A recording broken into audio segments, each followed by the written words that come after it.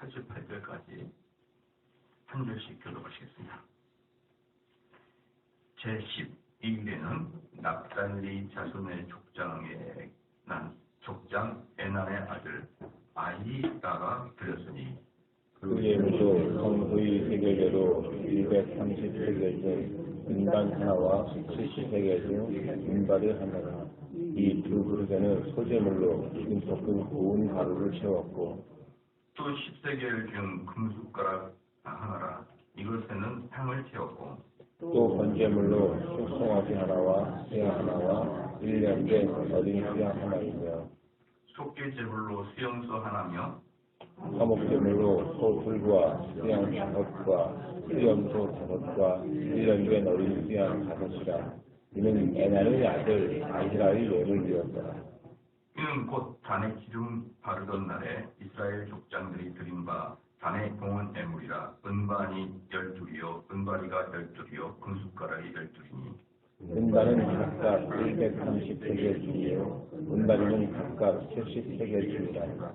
성소의 세겔대로 모든 기명의 기준이 조합이 2,400세겔이요 또 향을 채운 금숟가락이 12이니 성소의 세겔대로 각각 10세겔 중이라. 또 숟가락의 금이 조합 120세겔이요 또 번제물로 숙송아지가 12이요 수양이 12이요 1년 된 어린 수양이 12이요 그 소재물이며 속죄제물로 수염소가 12이며 잘 가시겠습니다. 화목제물로 수염소가 24요 수양이 60이요 수염소가 60이요 1년 된 어린 수양이 60이라. 이는 단에 기름 바른 후에 기름과 단의 공원 예물이었더라. 아멘. 이제 민수기 12장부터 시작해가지고 89장까지 아주 이제 지루할 정도로 똑같은 걸 계속 반복합니다. 무슨 지파가 뭐 엎드렸다 이렇게 12지파가 똑같은 것을 이야기를 하는 것을 계속 번갈아서 이야기를 하거든요. 그래서 우리가 다 볼 필요는 없는 것이죠. 다 보면 아마 의미도 별로 없고 이렇습니다. 그러면은 왜 이렇게 똑같은 걸 처음에 이제 12절 한번 볼까요? 12절.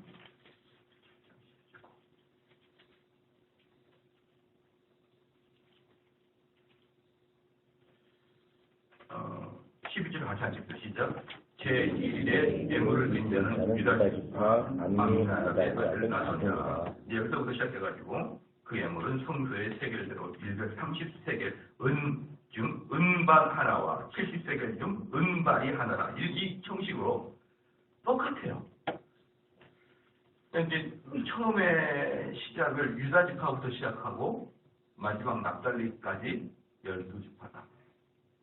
그런데 이제 이것을 뭐 주일학교 때는 이제 좀 외우기 쉽게 좀 이렇게 외울 때 이렇게 앞에 자만 외우고 하잖아요. 그래서 외국인 엄마가 있을 때 좀 불행하잖아요. 외국인 엄마, 네? 외국인 엄마가 있으면 불행하니까 근데 일본인 엄마가 있는 불행해요. 그러니까 일본인 유이 시리스가 M이냐? 아유 달아라 이렇게 유이 시리스가 M이냐? 유다 이사갈, 스볼론, 뭐 이렇게 해가지고 이제 외웠던 기억이 나면 이스볼론, 루벤, 시몬, 갓스파, 유이시리스가 M이냐? 아이고 달아달아. 외우기 쉽죠? 유다지파, 이사갈, 스볼론, 루벤, 시몬, 갓, 에브라임, M이냐 할 때 문하세인데 이제 좀 바로가기 쉽게 미라고 M이냐 할 때 에브라임, 문하세. 에미냐 할 때 베냐민, 다라다라 하면은 단지파, 아셀지파, 납달리지파 이렇게 해가지고 좋은 주일학교를 나오면 이렇게 외우기도 해요. 좋은 주일학교. 외국인 엄마는 얼마나 불편해요. 유이 시리스가 M이냐? 다라다라 이렇게 됐습니다. 또 외우기 쉬운 게 뭐냐 그러면 이제 여러분 12명의 제자들 아시나요? 베드로, 안드레, 야고보, 요한, 빌립, 바솔로메, 마테, 로마, 야고보, 타데오, 시몬, 가론, 유다 이렇게 다 외우는 거예요. 또 창세기 출애굽일의 위기 민수기 신명기요 그걸 다 또 외우고 66권을 그 다음에 뭡니까 성경 전체를 쭉 한 줄로 한다 그러면 처음에 창조 족장 출애굽 정복사사 통일왕국 분열왕국 포로기한 한국 포로 그다음 포로기한이에요. 그렇죠. 포로가 있거든. 복음사도 교회시대 그럼 딱 끝나는 겁니다. 어때요? 그 정도는 외워야 성경이 흐름이 있죠. 창조 족장 출애굽 정복사사 통일왕국 분열왕국 포로기한 복음사도 무슨 시대? 교회 시대 딱 12개로 이렇게 시대를 또 구분을 해낼 수가 있어요. 이렇게 좀 이제 옛날에 주일학교 때 이제 이런 것들 많이 좀 했던 기억이 나고 제가 주일학교에 들어가서 맨날 가르치거든요. 그래서 최소한 66권은 다 외워야 되는 거 아니야 순서 그 다 외울 수 있습니다. 얘들은 한 달만 자꾸 따라 부르면요 다 외워요. 나중에는 히브리야 야고보가 히브리 다음이구나 이렇게 찾기가 쉬워져요. 여러분들 다음에 배우고 싶으면 저한테 말해주면 제가 가르치겠습니다. 오늘은 유이시리 씨가 M이냐 가라 이렇게 해가지고 유다 지파 이사갈 스골론 루벤 스므온 간 에브라임 문하세 베냐민 단 아셀 납달리 이 12명의 지파가 매일 하루 동안 한 지파씩 매일 하루 동안 한 지파씩 12일 동안을 순서별로 제사를 드리는 것입니다. 제사를. 자, 왜 이렇게 그 하나님께서는 이 성경이라는 한정되어 있는 이런 그 곳에서 이렇게 지겹도록 똑같은 것을 베풀하느냐? 그것은요, 어떤 느낌이 나냐면은 여러분 자녀가 많다 그래도 한 명 한 명이 소중하잖아요. 그 느낌이요. 하나님에게는 물론 유다 지파가 장손 지파가 되는 게 원래 장손 지파가 루벤 지파였지 않습니까? 루벤 지파에서 루벤이 죄를 짐으로 유다 지파를 영적 장손으로 바꿔버렸잖아요. 그렇죠? 그렇게 해서 이제 유다 지파가 영적인 이제 장손 지파가 됐는데 그렇다고 해서 유다 지파를 제일 사랑하고 맨 마지막에 되는 납달리 지파를 더 사랑하고가 아니라 그 한 명 한 명을 하나님을 사랑하시고 또 하나 하나님께 드리는 예배, 지금 예배잖아요. 하나님께 드리는 예배는 어떤 것이냐? 여러분이 100명이 드리든 1000명이 드리든 한 명 한 명을 하나님은 보고 계신다. 그 한 명 한 명의 그 제사, 그 예배를 하나님은 받으신다는 거예요. 대충 뭉뚱그려 툭땅 치는 게 아니고요. 그래서 이제 우리가 복음주의권 교회하고 우리가 개혁주의권 교회의 차이 중에 하나가 그 차이들 중에 하나가 이거예요. 복음주의권 사람들을 무리로 봐요. 무리로 큰 무리로. 그래서 뭐라고 하냐면 나는 이번에 500명에게 뭡니까 세례를 베풀었다. 군대 가면 그러거든요. 이번에는 500명에게 세례를 베풀었다. 또는 뭐 사형리는 몇억 명에게 복음을 주셨다. 이렇게 큰 무리를 보기를 좋아합니다. 큰 무리를. 이번에 전도집회 때 몇 명이 참석했다. 큰 무리를 보기를 좋아하는데 개혁교회는 네가 하나님과의 1대1 관계로 쪽을 봐라. 이렇게 개혁교회는 주로 이야기를 많이 해요. 하나님과 너와의 1대1의 관계에서 구원이 이루어지는 것이 은혜가 주어진 것이지 뭐 10,000명, 1,000명을 이렇게 한다고 그게 중요한 게 아니다라고 이제 개혁교회에서 이야기하는 것은 어때요? 예배자 한 명 한 명, 예배자 한 명 한 명이 하나님과의 관계에서 결정을 내리는 것이지 그 쉽게 말하면 머릿수 은혜죠. 많은 사람이 예배드리면 왠지 웅성웅성거리니까 은혜가 더 되는 것 같고 한 두세 명 안 돼 있으면 왠지 은혜가 안 돼 있는 것 같고 그런 머릿수 그런 은혜로 되는 것이 아니다라고 이제 하는 것이죠. 근데 그러면서 이제 쭉 보면은 다시 우리가 보면은 은바는 각각 130세계지만 그런 걸 쭉 지나가고 은바리는 뭐냐? 은바리는 이게 은바는 뭐냐? 은쟁반을 말합니다. 은쟁반이 그다음에 은바리는 85절에 은바리는 물통을 이야기하는 거. 각각 70세겔 중이라 성수의 세겔대로 모든 기명의 은이 조합에 2,400세겔. 그러니까 은쟁반만 요즘 세겔로 표현해서 요즘으로 따진다 그러면은 은쟁반은 한 1.5kg 무게가. 은으로 만든 1.5kg 된 정도의 은쟁반이 있고, 그 다음에 은바리는 뭡니까? 물이랑 여러 가지 하는 그런. 그 다음에 이제 또 86개 또 향을 태운 금숟갈이 12이니, 금숟갈이 12다. 이건 번역상 숟갈보다는 금그릇이 맞아요. 금그릇. 움푹 파인 그런 담을 것이라는 뜻인데요. 금수저기에다가 어때요? 수저기에다가 향을 태운다. 그건 아니죠. 그러니까 향을 태운 움푹 파인 뭘 담을 것이다 라는 것을 우리는 수저로 해석을 했는데, 오히려 금이 들어있는 그 작은 그릇, 움푹 파인 그릇으로 보는 게 언어적으로도 맞습니다.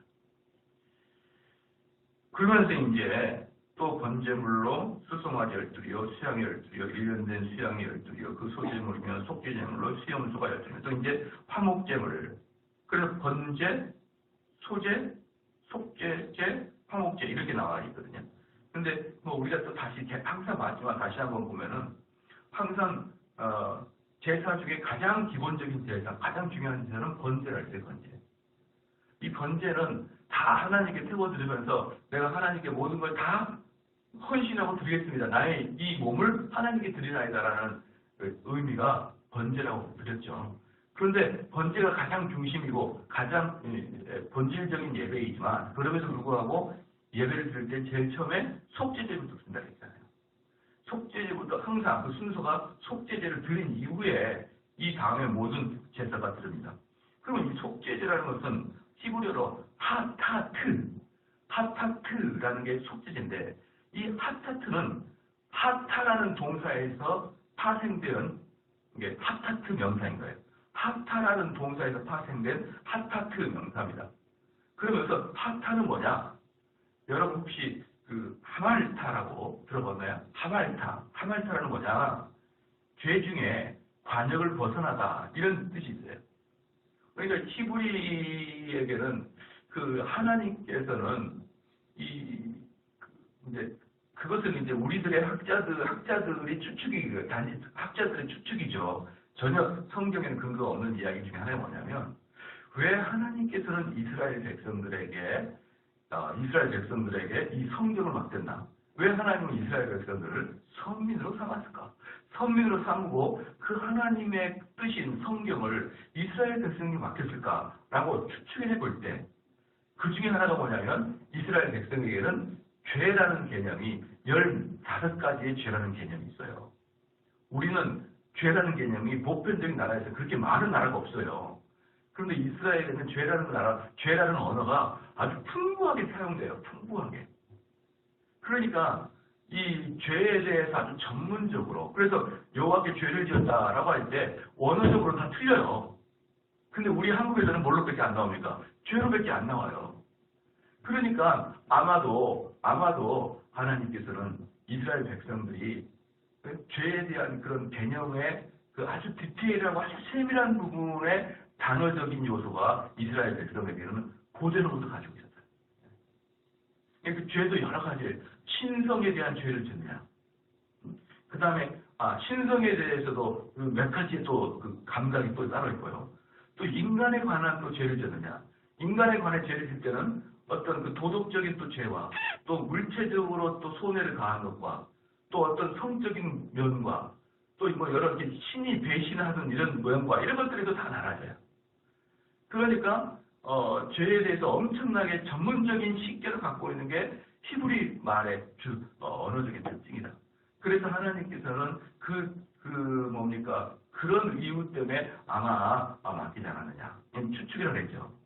그런 식으로 추측을 한다 보면은 무엇을 느낄 수 있습니까? 하나님께서는 죄에 대해서 얼만큼 아주 전문적으로 우리가 알기를 원하느냐, 이렇게 말하는 거예요. 그래서 우리가 그 성경 읽을 때 내가 하나님 앞에 죄를 지었나이다 라고 다윗이 고백했을 때, 내가 하나님 앞에만 죄를 지었나이다 라고 할 때 그 죄와 그 밧세바와 간음하는 죄의 단어 자체는 다 다르단 말입니다. 다 다르다. 근데 그게 단어상으로 하나님 앞에 죄를 지었습니다. 그러면 좀 이해가 되는데 다 죄로 나타나기 때문에 우리가 좀 이해를 못하는데 그럼에도 불구하고 이스라엘 백성들에게서 아주 중요한 죄의 개념 이게 하말타입니다. 하말티아 또는 하말타 이렇게 얘기해요. 그게 뭐냐 그러면요. 관역에서 벗어나다요. 관역에서. 그러니까 이스라엘 백성들에게는요. 죄가 뭐냐면 관역에서 벗어나는 게 죄입니다. 즉 정확하게 목표를 때리지 못하는 게 죄란 말이에요. 이스라엘. 우리에게는 그런 게 죄라는 개념이 없죠. 근데 이스라엘의 죄의 그 10가지 이상의 죄의 명목상, 죄의 어떤 의미상 이 하말티아 죄라는 게 가장 유명해요. 가장. 그리고 이스라엘 백성들은 정확하지 않는 것을 죄로 여겨요. 정확하게 하는 것. 정확한 교리적 관점이 아니면 죄로 여깁니다. 교리를 섞거나 교리를 틀리거나 이렇게 말하는 것은 이스라엘 백성에게는 가장 대표적인 죄란 말입니다. 여러분 아시겠죠? 우리는 어때요? 교리나 신학적인 면이나 성경적인 면이나 대충 부렁이 담 넘어가듯이 두렁도 넘어가잖아요. 두렁두렁. 그거는 성경적으로도 아니 다 죄입니다. 네. 그래서 제가 가끔 다른 교회 이렇게 중직자들 만나서 대화를 해보면 어떻게 그 교회에 20년, 30년 다니는데 장로님들이 각자 다른 신앙을 가져요. 각자. 죄입니다. 죄 그건. 죄예요. 저희 교회는 아마 각자 다른 신앙 갖기 어려울 거예요. 왜? 저는 맞는 것도 이거고 틀린 것도 이거라고 하죠. 칼같이 다 얘기해 주거든요. 이건 맞고 이건 틀려. 이 목사님은 좋고 이 저자는 있고 이 저자는 잊지 말고 이 목사님은 듣지 마. 아주 칼같이 이야기해 주니까 아주 그렇게 칼같이 이야기해 주는 걸 사람들이 못 견뎌해요. 사람들이 뭐라고 하냐면 목사님 선명하게 복음만 이야기해 주세요. 나머지는 옳고 그름을 그 어떤 목사님 좋고 그름은 우리가 판단할게요. 못 판단합니다. 성도들이 어떻게 판단합니까? 그래서 저는 아예 틀린 사람도 이름을 딱 지어줍니다. 왜? 바울이 어땠습니까? 바울은 자기가 누가 보고 싶다. 누가 나에게 도움이 된다. 이렇게 이야기를 하고 대마가 세상을 사랑해서 떠났다. 한마디로 배신자도 이름 다 적어놨어요. 그래서 옳은 사람이 누군지도 그런 사람이 누군지도 정확하게 이야기해주지 않으면요. 사람들은 옳고 그름을 정확하게 판단하지 못해요. 그런데 이 하말티아라는 단어가 관역에서 벗어나는 뜻이에요. 그래서 그 하말티아가 나오게 된 그 동사가 바로 하타라는 뜻인데 하타라는 관역에서 벗어나다. 관역에서 벗어나다 하타예요. 하타로부터 나온 게 하말티아는 관역을 벗어난 죄. 그 다음에 여기 나온 하타로부터 나온 하타트는 속죄죄. 이렇게 말했습니다. 그러면 하타트라는 이 속죄죄의 개념 안에 뭐가 포함되어 있느냐? 하타트라는 개념 안에 뭐가 포함되어 있느냐? 고의적으로 짓지 않은 죄라는 게 포함되어 있어요. 고의적으로 짓지 않은 죄. 하타트는 어때요? 내가 고의적으로 짓지는 않는 거예요. 찾아서. 그러니까 죄를 표현할 때는 어때요? 고의적으로 짓는 죄 또는 숨어서 짓는 죄 이런 식으로 고의적이지 않는 죄 이렇게 다 또 나눠져요. 그런데 여기 속죄죄의 개념은 하타트라는 개념 속에는 관역을 벗어나서 잘못된 것, 부지불식간에 짓는 죄, 내가 의식하지 못하고 짓는 죄, 내가 정확하게 알지 못하고 짓는 죄에 대해서 하나님이 그것도 처벌하시지만 속죄죄의 기본적인 개념은 고의적인 짓지 않는 게 포함되어 있습니다. 그래서 속죄죄의 효력은 고의적으로 짓는 죄에는 발생하지 않는다. 고의가 짓는 죄. 의도성을 갖고 참고 기다리고 매복하고 죄를 계획하고 이렇게 아주 적극적으로 죄를 짓는 그런 죄는 또 다른 면으로 속죄를 하는 것이지 여기서 나와 있는 항상 예배 전에 드렸던 속죄죄에서는 그 죄는 해당이 되지 않는다. 그러면 매번마다 속죄죄를 드리는 이유가 있겠죠. 기본적인 전제 조건으로 무슨 전제 조건이냐? 전부 다 모든 사람은 부지불식간에 죄를 짓게 된다. 지금 무슨 뜻이에요? 전적 타락에 대해서 여기서 동의하고 있는 것이에요. 타락은 전적 타락. 너가 죄를 졌느냐 안 졌느냐 상관하지 않고 무슨 예배든지 시작할 때는 속죄죄를 드리는 것입니다. 그 다음에 이제 화목제물이 나오겠죠. 화목제물. 방금 속죄죄가 나왔는데 화목제물이 나왔는데 이 화목제는 쉘라밈입니다. 쉘라밈. 이 쉘라밈은 어디서부터 왔을까요? 샬롬에서부터 왔어요. 샬롬. 샬롬은 전쟁이 없고 내적인 평강이 있는 상태를 샬롬이라고 그러죠. 그러니까 샬롬에서 쉘라밈이 나왔죠. 그렇기 때문에 이 화목제는 하나님과 나와의 관계에 평강의 상태를 말하는 것입니다. 그러니까 화목제는 뭡니까? 그 처음에 그 순서가 뭐라 그랬죠? 속죄제가 있어요. 그 다음에 번제와 소제를 드립니다. 그 마지막에 뭘 준다고요? 화목제를 드려요. 이 화목제를 마지막에 뭐냐면 동물을 잡아가지고 자기 일가 친척과 제사장들이 함께 모여서 식사를 하는 거예요. 식사를 하는 거예요. 그러니까 우리 교회로 말하면 점심 식사를 말하겠죠. 점심 식사를 말하는데 그때 제사장이 그들과 함께 같이 밥을 먹습니다. 그럼 그 제사장은 현존하시는 하나님을 상징하는 거니까 이 화목제 쉘라밈은 하나님과 죄인된 백성들이 함께 식사를 하게 되므로 무슨 뜻이에요? 화목하게 된 것이에요. 하나님과의 관계.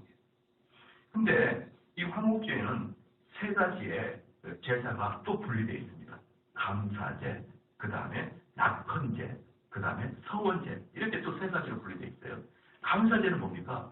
여러분들이 갑자기 은혜로 말미암아 사업이 번창하거나 자녀가 안정됐거나 여러분에게 좋은 은혜가 내렸을 때 감사운동을 드리는 거예요. 감사제.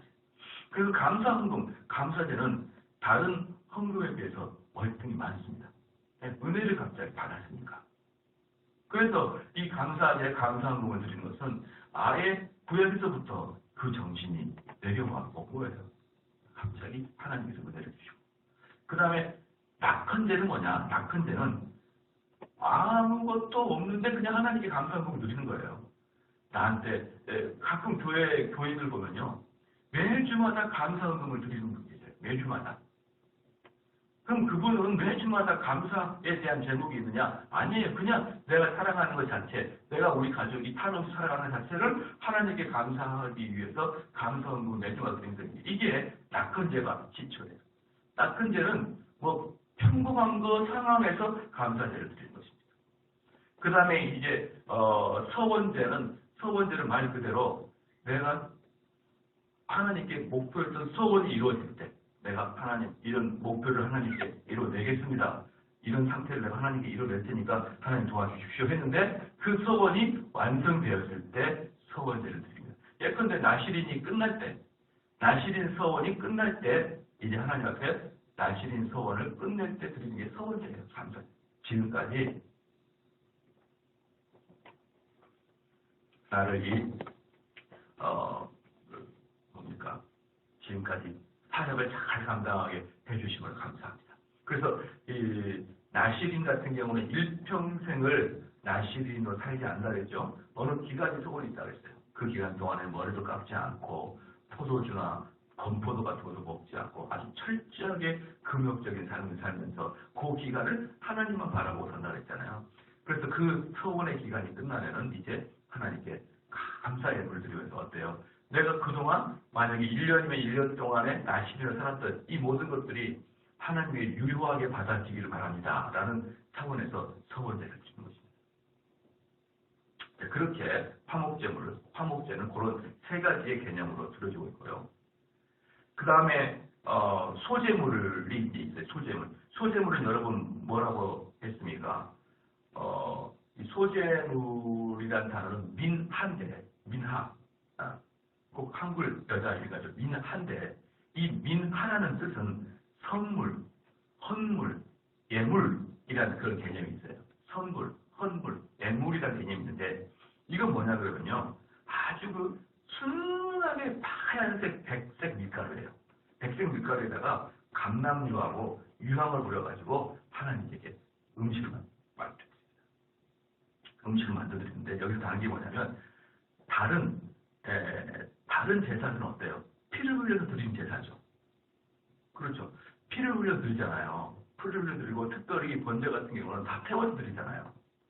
다 태워버려. 하나도 안 먹고 번제는요. 화목제 같은 경우는 일정 부분을 먹잖아요. 그렇게 고기를 거기서 구워서 먹는 거예요. 화목제는. 그런데 소제는 뭡니까? 밀가루, 즉 생명을 죽이지 않고 다른 것은 생명을 죽이는데 밀가루는 뭐냐? 자기들의 노동에 의해서 나타난 결과물로 하나님에게 선물을 드리는 거예요. 그러니까 추수감사제랑 개념이 비슷합니다. 소제는. 그렇기 때문에 소제를 드릴 때의 기분은 어때요? 기쁨이죠. 기쁨. 번제를 드릴 때의 기분은 어때요? 아주 장중함이고 장엄함이고 내 심령을 쪼개는 그러한 시간이 번제라 그러면 소제는 어때요? 하나님이 주셨던 그 은혜의 감동에 소제는 뭡니까? 내가 노동해서 얻은 결과물 중에 일부를 하나님께 드린 것이기 때문에 11조의 개념 또는 추수감사의 개념이 포함되어 있는 것입니다. 그런 때는 어떤 기분입니까? 감사함으로 드리는 거예요. 감사함. 그런데 이 소제 같은 경우는 바로 어때요? 그 밀가루를 만들기 위해서 으깨고 그렇죠? 이 과정이 예수 그리스도를 대체합니다. 으깨고 깨져서 순백색의 제물이 돼요. 거기 위에 뭘 부르니까 감람유화. 감람유화 뭡니까? 성령을 상징해요. 성령을. 신약에서는. 그 다음에 유향이 뭡니까? 그 하나님께 드려지는 아름다운 향기라고 표현된단 말입니다. 그것들의 그 신약의 예표는 바로 예수 그리스도다. 우리를 위해서 다 몸이 갈리고 물론 번제도 자기 자신을 각을 떠서 드리는 우리 예수 그리스도의 상징이지만 소제물도 우리 예수님의 상징이에요. 그래서 이 구약에서 드려진 이 모든 뭡니까? 그 제사는 우리 주님이 그 한 몸에서 단번에 다 완성하신 거예요. 또 속죄제도 우리 주님의 예표죠. 맞죠? 우리 주님 때문에 우리가 죄가 속죄가 됐고 우리 주님 때문에 번제, 즉 우리의 예배가 우리 주님 때문에 받아지는 것이고 화목제물, 우리 주님 때문에 우리가 하나님과 화목하게 되었고 그렇죠? 수제, 우리 주님이 친히 감당하셔서 자기 몸을 으깨고 자기 몸에 유황을 발라서 자기 몸에 성령을 임치심으로 우리의 예배를 하나님께 보내드리고 이 모든 게 예수 그리스도의 한 몸에서 다 완성이 되신 것입니다. 그렇기 때문에 우리는 이 예배를 하나하나 드린 게 아니라 오직 예수 그리스도의 이름으로 예배를 드리면 이 모든 제사가 이 예배 안에서 다 하나님에게 드려지게 되게 되어 있다. 이 말입니다. 사랑하는 성도 여러분, 7장 88절 보니까 화목제물로 수소가 24요, 수양이 60이요, 수염소가 60이요, 1년 된 어린 양이 60이라. 이는 단에 기름 바른 후에 드린 바, 단에 봉헌 예물이었더라.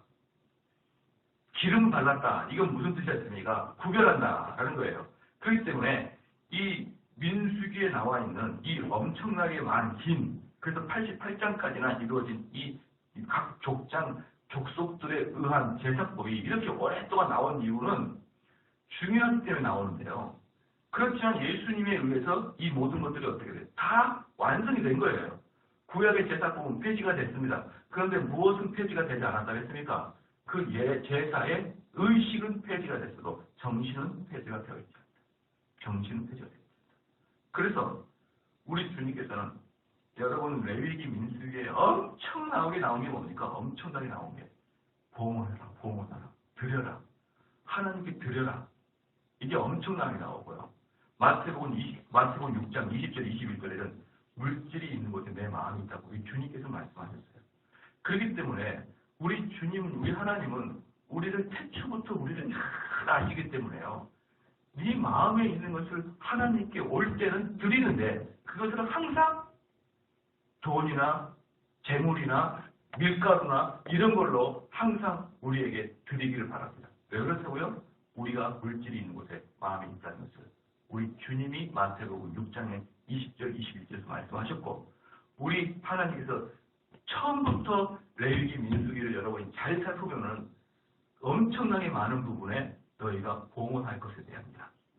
그 봉헌이 너희가 하나님 앞에서 어떤 의미인지 그게 하나님께 너희가 어떤 너희의 영적 상태를 드릴 것인지를 엄청나게 많이 이야기하거든요. 그런데 저는 우리 그 한국 사회 또 한국 교회 우리 목사님들에게도 가장 큰 문제 중에 하나가 성도들에게 봉헌에 대한 이야기를 잘 안 한다는 거예요. 물론 저도 잘 안 합니다. 왜냐하면 저는 성경에 나와 있는 것만 그때 그날 성경에 나와 있으면 그걸 그대로 해석하기 때문에 봉헌에 대한 이야기가 안 나오면 굳이 찾아서 하진 않아요. 그러나 여러분이 레위기 민수기를 봐서 알겠지만 얼마나 많은 경우에 힘이 닿도록 제물을 드립니까? 힘이 닿도록. 그러니까 그 레위기 때 나온 사람, 레위기 때 들었던 사람은 기억할지 모르겠지만 제사장은 황소를 드렸습니다. 소를 드렸어요. 그런데 소를 1년에 한 차례씩 제사장이 자기의 죄에 대해서 가화한 데는 소를 드렸습니다. 근데 이 소가 뭡니까? 여러분 지난 시간에 배웠죠. 12지파 중에 한 지파에 두령이 드렸던 제물이 소예요. 소. 엄청나게 비싸다는 걸 아시겠죠? 근데 그 소를 제사장은 1년에 한 차례씩 하나 했어요. 아시겠습니까? 그 우리 백성들의 일반적인 평민은 양이나 염소를 드립니다. 그것도 엄청나게 비싼 거예요. 그런데 정말 돈이 없냐? 너희가 진짜 드릴 거 없냐? 그럼 비둘기라도 사와라. 그냥 오지 말고. 그게 하나님이 우리 백성에게 요구하시는 너희들의 헌신인 것이에요. 그런데 우리는 이런 헌신에 대해서 성도들에 가르쳐주기를 꺼려합니다. 왜? 성도들이 싫어하고. 저 목사님은 돈을 받긴 하수다. 그렇게 봐. 아예 그냥 안 해버려요, 이 이야기를.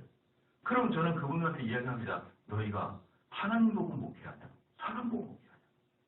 당연히 나가 있으면 말씀을 드려서 성경에 기록되어 있는 이유가 있을 거 아니냐?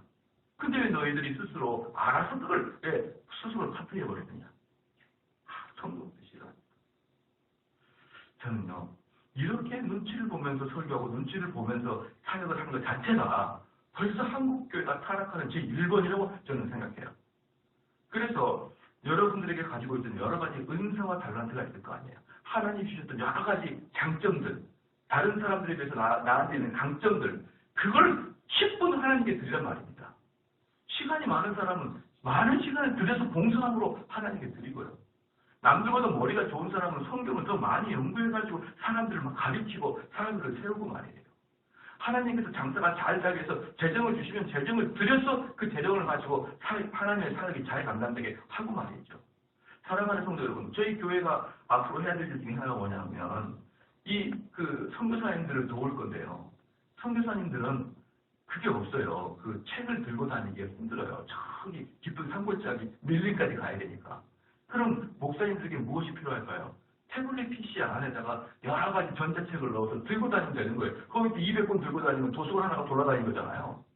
그럼 태블릿 PC 같은 데다가 책 그렇게 전자책 넣어가지고 주려면 한 돈백은 들어요. 선교사 한 명에게. 그걸 누가 하겠습니까? 그걸. 여러분 선교사를 돕는 이유가 뭘까요? 여기서 기도만 하면 된다고요? 천만의 마음 쓰면 여러분 여기서 기도한다고 선교사가 성경에 깨달아지고 그러지 않아요. 선교사도 비행기 타고 왔다 갔다 하고 차 타고 왔다 갔다 이 책을 읽어야 되는데 그래야 바른 말씀을 전하죠. 그 선교사들이 공부 안 하니까 무슨 말씀을 전합니까? 예수님 복 받고 예수 믿으면 우리나라처럼 잘 살게 되니까 예수 믿으면 여기 복음이라고 전하고 다녀요. 선교사들이. 그럼 그들이 그것을 전하지 못하게 하도록 어떻게 해야 되는 것이에요? 책을 공급해야 되는데 이 책을 공급할 때는 아주 선교사들은 독특하게 그 들고 다닐 수가 없기 때문에 하도 돌아다녀야 되니까 그런 태블릿 PC에 고가를 제공해야 된단 말입니다. 또 하나 정말 좋은 책을 예컨대 예컨대 칼빈의 기독교 강요를 선교사만 읽으면 뭐합니까? 선교사가 그걸 가지고 그 지역의 말로 설교해내려면 이 책 자체가 그 지역의 말로 통역이 돼 있어야 돼요. 번역이. 그럼 대부분의 선교지에서는 그 좋은 책들이 번역이 안 돼 있어요. 그럼 기독교 강요 말도 이렇게 두꺼운 건데 그것을 번역을 시켜줘야 그 지역의 그 기독교 신자들에게 실질적인 효력을 미쳐요. 실질적인. 그러면 그 기독교 강요라는 책을 번역하려면 돈이 얼마나 될 것 같아요? 1,000만 원 넘게 들어요. 1,000만 원도. 그럼 그것을 어떻게 감당할 겁니까? 우리가 헌금을 내서 그걸로 감당해야죠. 사랑하는 성도 여러분, 그렇게 헌금이 없으면 실질적인 효력이 미치지 않습니다.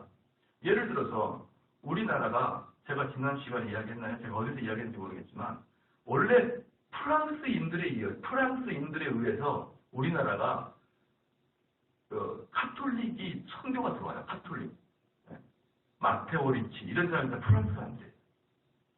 이 프랑스에서 우리나라의 그 로마 카톨릭 교구 중에 특별히 프랑스의 교회에서 우리나라를 많이 온단 말입니다. 그런데 프랑스 애들에 비해서 우리 개신교가 프랑스를 역전시키고 이기게 됐던 결정적인 계기가 프랑스는 우리보다 100년이나 먼저 선교를 했거든요. 개신교보다. 언더우드가 들어오기 전에 100년 전에 프랑스 선교를 했는데 프랑스가 우리나라의 선교에 대한 특별히 선교 자금을 정신을 차릴 수가 없을 정도로 프랑스가 위태로웠어요. 왜냐? 프랑스 대혁명이 일어난 직후였거든요. 그러니까 프랑스 대혁명이 일어나기 전에는 프랑스라는 그 왕조가, 루이라는 그 왕조 있잖아요. 루이라는 왕조가 아주 적극적으로 지원했는데 프랑스 대혁명이 일어나면서 그 왕조 자체를 무너뜨려버리고 이제 민주주의가 발전하게 됐잖아요. 그렇게 돼서 프랑스에서 한국이라는 나라, 아니 더 나아가서 아시아라는 나라에 선교를 할 수 없을 때 미국에 있던 언더우드가 한국에 들어왔었는데 언더우드 형님이 어떤 일을 했냐면 언더우드 타이핑 기계를 만든 회사였어요. 혹시 여러분 언더우드 타이프라고 아시나요? 그 당시에 세계 최고의 타이프를 만드는 회사였습니다. 그게 우리나라에 왔던 언더우드 친형이 회사예요. 그 형님이 수십만 달러를 한국에 보내줬는데 이건 어마어마한 금액이었습니다. 쉽게 말하면 우리나라의 장로교가 흥행한 것은 언더우드 형의 돈 때문입니다. 그것 때문에 효과적인 사역이 이루어졌고 그것 때문에 선교사들이 대거 한국에 들어올 수 있었고 그것 때문에 한국은 전 세계에서 유일하게 이건 전 세계 유일한 겁니다. 전 세계에서 유일하게 한 국가에서 장로교가 제1번째 교회가 된 나라가 한국이에요. 다른 나라는 장로교가 1등인 나라가 하나도 없어요. 전부 다 5등, 소수파입니다. 장로교가 5등, 6등. 미국 같은 경우도 침례교가 1등, 2등이 감리교, 3등이 오순절, 4등이 아마 장로교 될 거예요. 그런데 한국만 전 세계 1등인 장로교입니다. 이게 누구 때문에 그런다고요? 언더우드 형의 돈 때문에. 이렇게 헌금은 사용이 되는 거예요. 여러분들이 헌신되어서 바쳐지는 그 헌금은 그래서 하나님의 이름이 널리 전파되고 그리스도의 향기가 되도록 사용되는 게 헌금이에요. 그런데 이 중요한 이야기들, 이 중요한 사역을 이야기를 안 한다고요. 교인이 싫어한다고요. 여러분 그렇게 절대로 생각하지 마시고 우리 성도들이 힘이 닿는 데까지 그 재정을 다른 데를 절대로 쓰지 마시고 사치하고 죄짓고 낭비하는 데 쓰지 마시고 모아 하나님 사역하는 데 사용할 수 있도록 여러분이 헌신을 하셔야 됩니다. 주님께서 주신 여러 가지 은사와 달란트들을 주 앞에 부응하는데 그래서 마지막에 88절에 그렇게 얘기하는 거예요. 마지막 밑에 줄에 기름 바른 후에 이게 뭐예요? 나의 재정 중에 일정 부분을 구별하여 드린 바 단의 봉헌 예물이었으며 그 예물을 하나님께 드리는 봉헌을 어때요? 마지막에 뭡니까? 7장 마지막을 그렇게 말씀을 하고 끝마치는 것이에요. 너희들이 힘이 닿는 데까지 봉헌하여라. 그래서 이스라엘 백성들한테는 기준이 있습니다. 지금 이들이 하나님을 제대로 섬기고 있느냐라는 것은 레위 지파 안에 헌금이 많이 들어와 있느냐로 보는 거예요. 레위 지파 안에 헌금이 없으면 지금 이들에게는 뭐가 없는 거예요? 은혜가 없는 것이고 그러면 또다시 레위 지파들은 이 사람들을 향해서 더욱더 은혜를 사모하게 하고 부흥을 하게 하고 다시 그렇게 목소리를 외쳐서 그렇게 이 객관적인 자료로 보는 게 레위 지파들은 이 각 지파들이 헌금을 잘 하고 있느냐라고 보는 것입니다.